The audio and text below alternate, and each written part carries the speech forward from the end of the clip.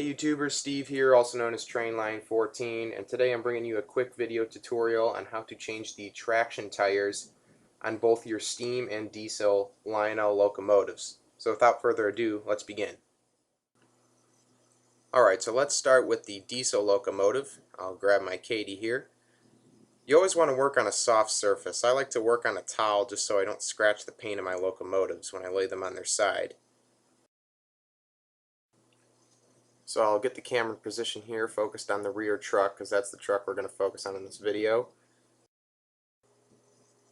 We'll get a light on the bottom so you can see what I'm doing here. Now the traction tire on this locomotive is on the frontmost tire of the rear truck. I'm pointing at it right here. So that's what we want to get at. Now you could just try to slide the tire out through in between the little bit of space in between the side rod and the wheel, but an easier way to do it would be to take out the two side rod screws, what you see me doing here. It's just two simple Phillips screws located in between each of the wheels. Use a regular screwdriver to just take those out. Be careful, you don't want to strip your screws as always, so don't use too much force, but use enough just so you can get the screws out easily.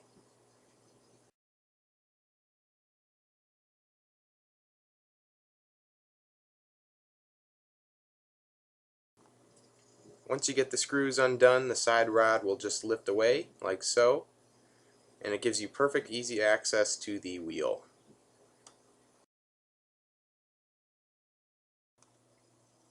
Now the traction tire can be a bit tight because it's meant to be really snug on the wheel.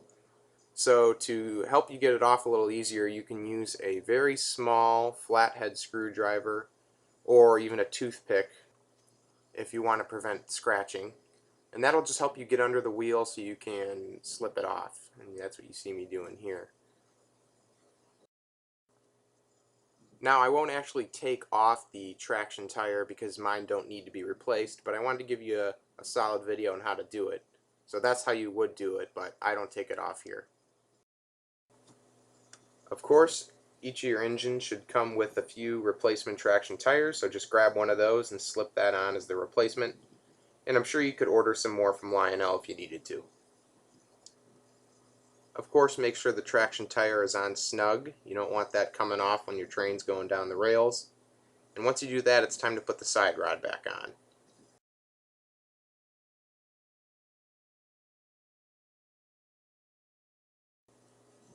So just place the side rod back in place. You should still have the two screws on the bottom of it on that little gray part, so just screw those back in.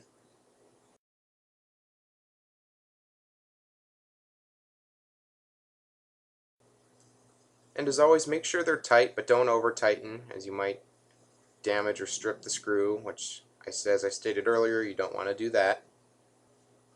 But other than that, that's all there is to it. That's how you replace a traction tire on a diesel engine. So let's get to steam now.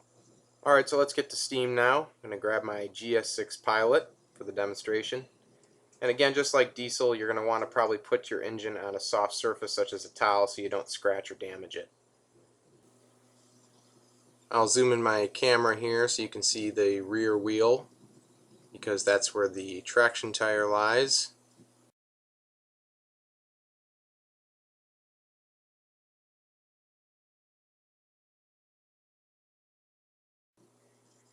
And as always, we'll get a light on there so you guys can see what we're doing.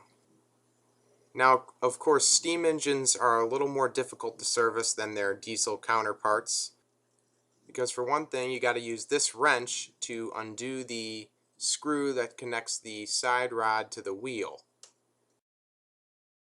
Now be careful when you undo this screw because it is a little bit stubborn, especially if you are doing this for the first time, and if you force it too hard you might break something like the fragile drive rod or something like that.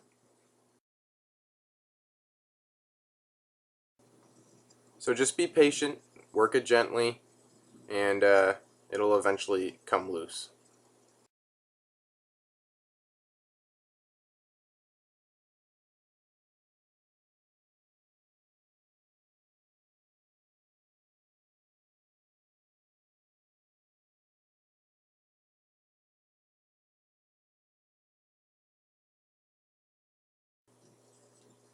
remove the screw. You can set that to the side for now. And this is some true dirty work. You will get some grease on your hands, just like working on a real steam locomotive almost. Now if you feel like you need to, you can undo the next drive rod screw if you feel that the drive rod isn't coming up far enough for you to slip the traction tire on. But in my case, I didn't really feel like I needed to do that. If you're careful and slow enough, you can squeeze the tire underneath just the one screw that was taken out.